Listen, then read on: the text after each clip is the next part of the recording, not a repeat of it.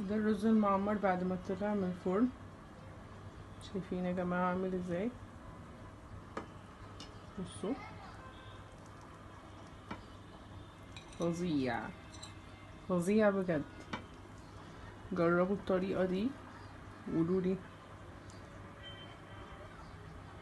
هتعجبكم ولا ايه. مستنى رأيكم في الكومنتات.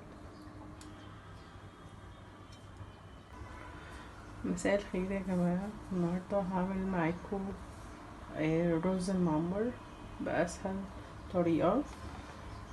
طريقة حلوة اوي هتعجبكم. 6 كوبايات رز، عليهم ربع كيلو قشطة، 2 كيلو لبن، معلقتين سكر ومعلقتين ملح. اول حاجة بحط الرز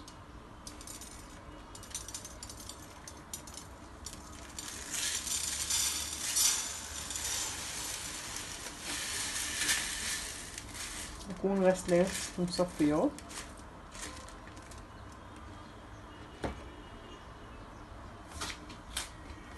بجيب القشطة اللي على وش اللبن واحطها عليه،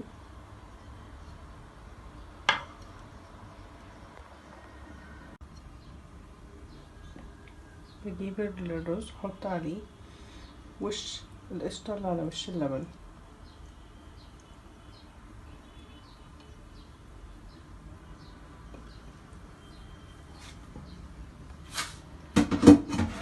وكمان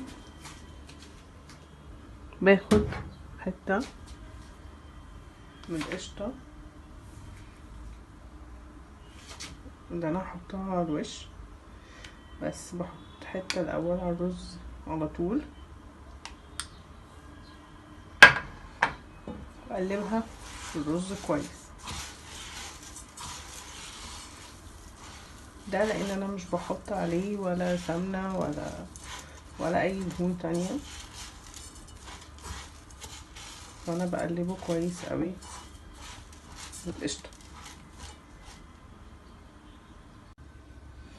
بوزع القشطة على الوش برضو، طبعا دي حسب كل واحد بيحب الدسم قد ايه،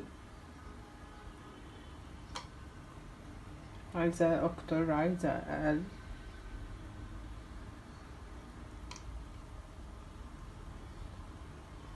طبعا انا بوزع القشطة، بعد كده بسيبه في اللبن 3 ساعات.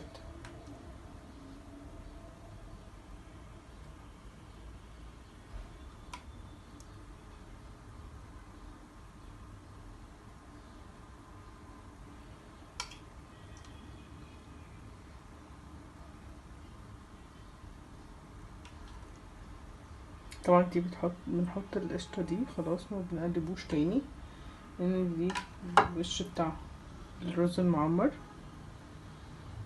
عشان يطلع الوش بتاعه حلو.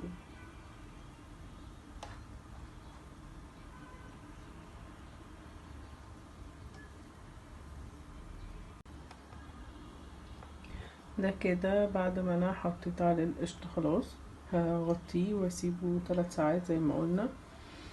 بعدين ادخله الفرن على درجة حرارة 180 في النص. اول ما احس ان هو بيغلي بوطي عليه واسيبه شوية لحد ما الاقي ان هو يعني بسيبه نص ساعة كده، وبعدين برجع افتح عليه اشوفه استوى ولا لا، ولحد ما الوش بتاعه يحمر. ده الرز المعمر وهو بيستوي في الفرن، شايفين شكله عامل ازاي. ان شاء الله اوريكم النتيجة النهائية لما يطلع.